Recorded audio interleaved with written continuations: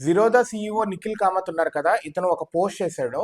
పెరుగుతున్న AI significance in the stock market కానీ investing కానీ ఎలా ఉండబోతుంది, వీళ్ళ పరిస్థితి లైక్ జిరోదా కావచ్చు, ఏంజల్ కావచ్చు, ధన్ కావచ్చు, ఇలాంటి బ్రోకర్స్ వీళ్ళది ఏముంటుంది రోల్. చాట్ జీపీటీ, క్లాడ్ ఇవన్నీ వచ్చేసరికి ఆటోమేషన్ వైపు వెళుతుందా అనేది ఇఫ్ కాదు వెన్, అంటే వెళుతుందా లేదా అనే క్వశ్చన్ కాదు, ఎప్పుడు వెళుతుంది అనేదే క్వశ్చన్. సో మొత్తం ఆటోమేట్ అయిపోతుంది, ఎందుకంటే ఇవే చెప్తుంది ఎప్పుడు ఇన్వెస్ట్ చేయాలి, ఎప్పుడు ఇన్వెస్ట్ చేయకూడదు, ఏంటి స్ట్రాటజీ, ఏంటి అల్గోరిథం, ఇదంతా ఇదే ఇచ్చేస్తుంది. సో ఇంటర్ఫేస్ అనేది ఫ్రంట్ అండ్ ఏదైతే మనం బుక్ చేసుకుంటామో లేదా ఒక స్క్రిప్ట్ ని కానీ ఒక స్టాక్ ని కానీ కొంటాం కదా, ఆ ఇంటర్ఫేస్ అనేది ప్రస్తుతానికి ఇలాంటి brokers Angel one, Zerodha, Dhan, grow వీటిలో కొంటున్నాం. గోయింగ్ ఫార్వర్డ్ ఇవన్నీ యూజర్స్ బిల్డ్ చేసుకుంటారు.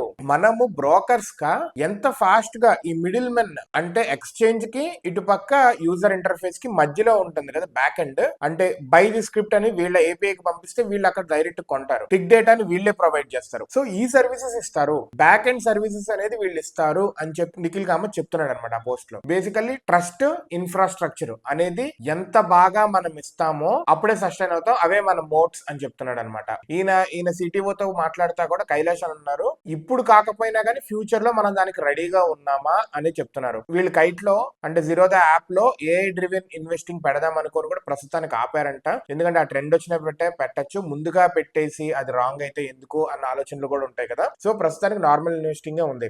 Already strategies building, algorithmic investing వచ్చేసింది, చాలా బాగా వర్కౌట్ అవుతుంది. అవి ఆప్షన్స్ ట్రేడింగ్ లో కూడా ఆల్రెడీ హెచ్ఎన్ఐస్ ఇదివరకు హై నెట్వర్క్ ఇండివిజువల్స్ కానీ ఆర్గనైజేషన్స్ కానీ చిన్న చిన్న కంపెనీస్ ఇట్లాంటివి రన్ చేసేది ఇప్పుడు నార్మల్ యూజర్ కూడా వచ్చింది. అలాంటి చాలా యాప్స్ వచ్చినాయి అల్గోరిథమిక్ ట్రేడింగ్ కి, strategies, different types of strategies. ఇదే క్రిప్టో కాయిన్స్ బయింగ్ లో దీంట్లో కూడా ఉంది. కాయిన్ అనే యాప్ కూడా ఒకటి ఉంది మనకి, coin.net ఏదో ఉంది, వేర్ వీ కెన్ బై.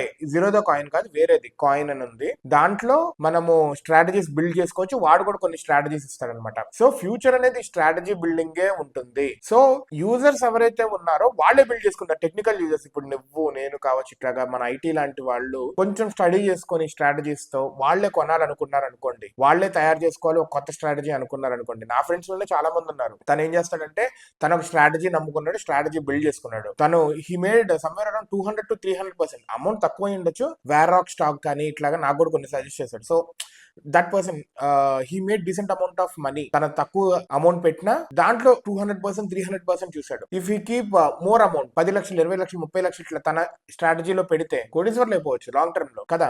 అంటే యూజర్స్ కి టెక్నికల్ గా తెలుస్తుంది. ఇప్పుడు వీళ్ళ సిగ్నిఫికెన్స్ ఏముంటుందంటే ఇన్ఫ్రాస్ట్రక్చర్ వైజ్ ఉంటుంది. సో ఇలా ఉండబోతుంది అని చెప్తున్నారు. అండ్ ఇది చెప్పటమే కాదు, నేను కళ్ళారా కూడా చూసాను. నా ఫ్రెండ్ ఒక అతను ఎక్సెల్ షీట్ లో తయారు చేసుకొని మొత్తము బై సెల్ ఇదొక్కటే మిగిలింది, మిగతా అదంతా ఎక్సెల్ షీట్ లోనే ఒక యాప్ లా చేసుకున్నాడు. ఎక్సెల్ షీట్ ఓపెన్ చేస్తే ఒక వెబ్సైట్ లా ఉంటుంది. నాకు అది చూస్తే ఎంత ముచ్చటేసిందో. తనకి ఇంకా పైథాన్ రాదు, అబాప్ దీని మీద చేస్తున్నాడు. పైథాన్ నేర్చుకొని పైథాన్ లో చేశాడు. సో ఫ్యూచర్ మారిపోతుంది విత్ ఇన్ ఫ్యూ ఇయర్స్.